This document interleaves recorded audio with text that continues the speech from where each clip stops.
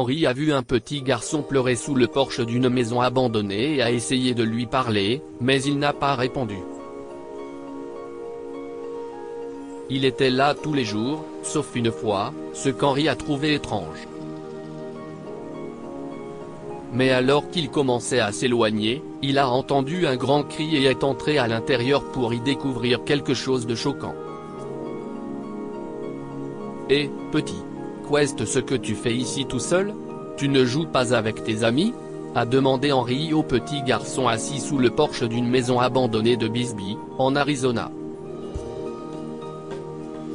Personne ne vivait dans cette maison depuis des années, depuis la mort de la propriétaire, Madame Wright. Il aurait su si quelqu'un avait emménagé, car il connaissait tout le monde en ville grâce à son travail de facteur. Madame Stanley, qui vivait dans la maison voisine, lui a raconté un jour que les enfants de Madame Wright se disputaient toujours pour avoir la maison et qu'ils n'arrivaient pas à prendre une décision. Ils l'ont donc laissé à l'abandon. Les enfants jouaient habituellement dans les environs, prétendant qu'il s'agissait d'une maison hantée, mais ce petit garçon était seul et avait l'air extrêmement triste. Malheureusement, le garçon l'a ignoré et Henri a passé à autre chose, car il avait beaucoup de lettres et de paquets à livrer ce jour-là. Il voyait souvent le garçon sur le porche d'entrée. Il était là tous les jours, mais il n'a jamais parlé ni fait signe à Henri. Finalement, il a cessé d'essayer et est passé à autre chose. Ce n'était pas à lui de s'intéresser à un enfant étrange. Un jour, le garçon n'était plus du tout sous le porche. Avec un peu de chance, il n'était plus là, ni courait avec les autres enfants. Il était tout de même étrange qu'Henri ne puisse pas le reconnaître parmi les enfants du voisin. Mais encore une fois, ce n'était pas son affaire, alors Henri a continué son chemin. Ah! Un grand cri a retenti à l'intérieur de la maison. Cela avait l'air incroyablement angoissant, et Henri s'est précipité à l'intérieur, laissant son sac de courrier sur le sol. Il est entré dans la maison abandonnée et a toussé à cause de la poussière. Il n'avait pas réalisé à quel point un endroit pouvait être en mauvais état s'il n'était pas entretenu correctement. Il a vu une cuisine sale, des toiles d'araignée partout et quelques fuites au niveau du toit. Il a agité les mains et a essayé d'enlever la poussière de son visage lorsqu'il a entendu un autre cri venant de quelque part au fond de la maison. Il s'est précipité et a vu le petit garçon serrer dans ses bras une femme qui pleurait abondamment. Elle serrait son fils très fort dans ses bras et Henri ne savait pas quoi faire. Peut-être n'aurait-il pas dû entrer. « Madame, vous allez bien? Voulez-vous que j'appelle le 911 ?» La femme l'a regardé avec des yeux larmoyants et le petit garçon n'a pas du tout remarqué sa présence. Il s'est accroché fermement à sa mère. « Non, si est bon », a déclaré la femme, mais son corps se balançait au rythme de ses pleurs, entraînant l'enfant avec elle. Henri a attendu dans la chambre jusqu'à ce qu'elle se soit calmée et essuyé ses larmes. Elle s'est détachée de son fils et a dit « Tommy, pourquoi ne vas-tu pas jouer? Laisse-moi parler au gentil monsieur qui est ici. » Le petit garçon s'est éloigné, sans regarder Henri, et le facteur a fixé la femme. « Je m'appelle Henri, au fait. Je suis le facteur de ce quartier depuis des années. Je connais tout le monde, mais vous êtes nouvelle, n'est-ce pas? a-t-il dit en gardant un ton doux et aimable. Je suis ravi de vous rencontrer, Henri. Je m'appelle Alice. Si est mon fils, et je suis désolé d'avoir fait peur avec mes pleurs, a-t-elle dit en utilisant sa chemise pour finir de se nettoyer le visage. Ce n'est pas grave. Mais pouvez-vous me dire ce qui s'est passé? Je pourrais peut-être vous aider, a-t-il insisté. Oh, je ne pense pas. Ma famille vient de m'appeler et m'a dit de partir d'ici. Je n'arrive pas à croire que certaines personnes puissent être aussi cruelles, a répondu Alice en regardant le visage confus d'Henri. Je suis désolé. Cette maison appartenait à ma grand-mère. Ma mère et ses frères et sœurs se sont battus comme des fous pour l'avoir.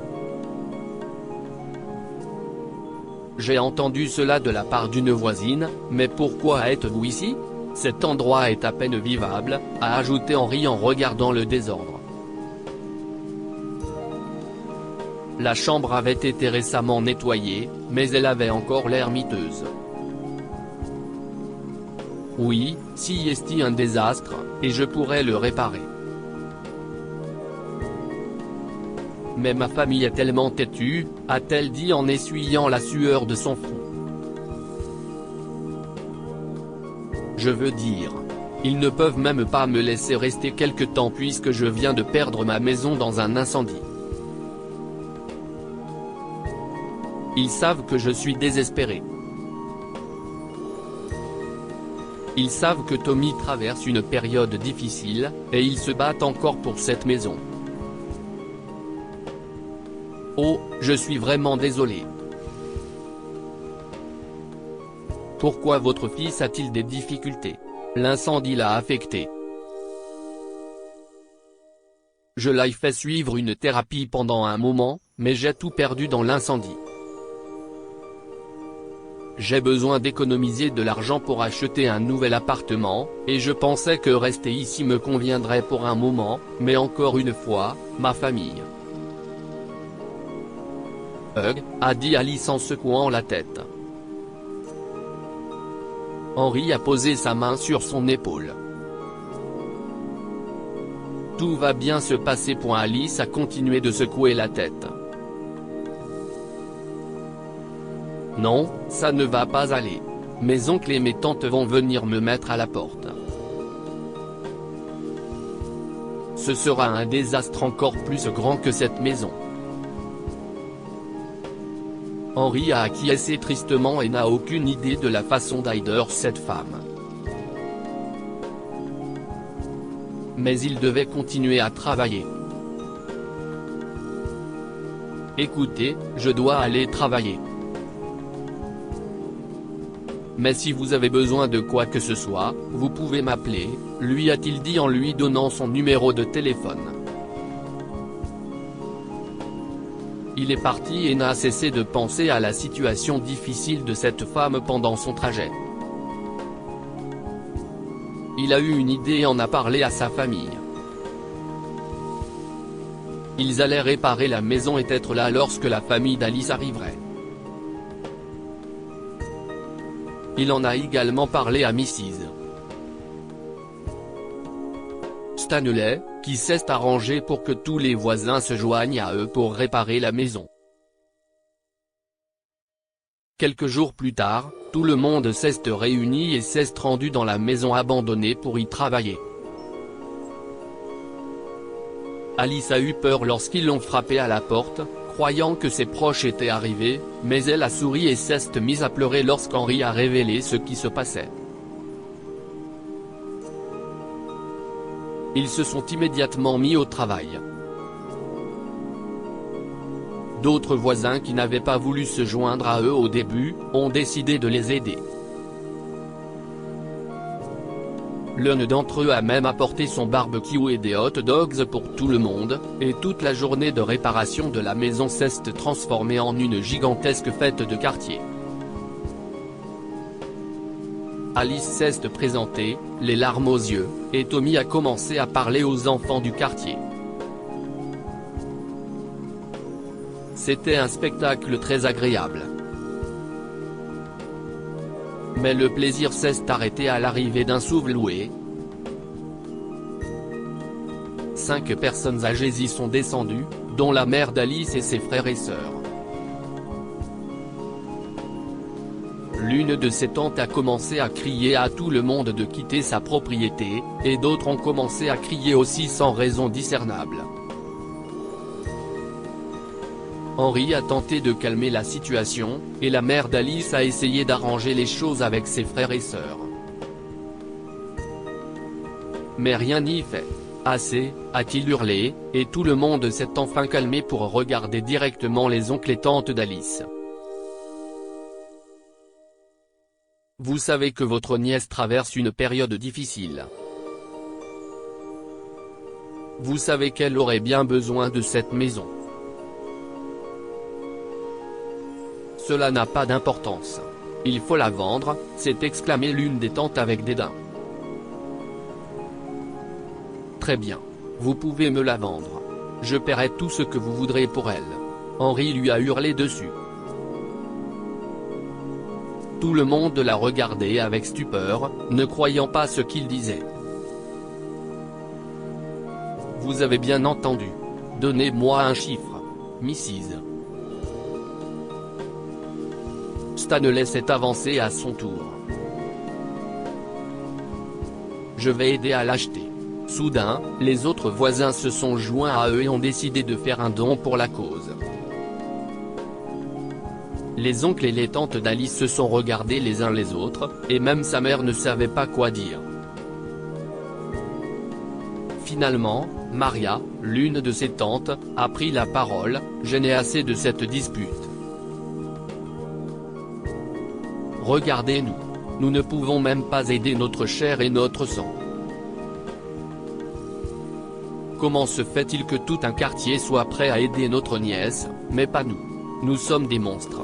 De plus, Alice a aussi un droit dans cette maison. Pourquoi ne peut-elle pas rester? Lire aussi à 41 ans, un pauvre homme apprend qu'il a une sœur âgée de 6 ans, à 55 ans, elle le rend millionnaire. Un homme se bat pour la vie de son chien et trouve du poison dans la poubelle de son voisin. Histoire du jour: le propriétaire d'un café fait semblant d'être sans abri pour tester ses amis, tout le monde l'a ignoré sauf un pauvre homme. Les autres se sont regardés avec honte et regret. Les paroles de Maria ont pesé lourd dans leur cœur. Finalement, ils ont décidé de vendre la maison pour une somme symbolique de $5, représentant chaque frère et sœur. Les voisins et Henri ont applaudi à cette décision et il a payé cette somme de sa poche. Les membres de sa famille se sont joints à la fête et ont aussi aidé. Finalement, tout le monde est parti et Alice est allée directement voir Henri et l'a serré dans ses bras. Je n'arrive pas à croire que vous ayez organisé tout cela et que vous ayez fait ce que vous avez fait avec mes oncles et mes tantes. C'était héroïque. Merci beaucoup. Henri a quitté la maison d'Alice extrêmement content de lui, et sa famille était incroyablement fière de ses efforts. Alice et son fils se sont installés dans leur nouvelle maison, devenant proches des voisins et enrichissant la vie de chacun. Que pouvons-nous apprendre de cette histoire? Les problèmes peuvent unir les gens, même s'ils ne sont pas de la même famille. Les problèmes d'Alice ont uni les voisins d'une manière que sa propre famille n'a pas pu faire. Mais ils ont fini par apprendre de leur exemple. L'argent peut pousser les familles à se disputer, mais il est important d'avoir une vue d'ensemble. Grâce aux paroles d'Henri et de Maria, les parents d'Alice ont appris leur leçon et ont vu ce qui était important. Partagez cette histoire avec vos amis. Elle pourrait bien illuminer leur journée et les inspirer. Lire aussi, des frères se disputent pour l'héritage de leur père jusqu'à ce qu'ils voient deux enfants pauvres se partager une pomme dans la rue. Histoire du jour. Abonnez-vous à Amo Mama sur Google News. Partagez.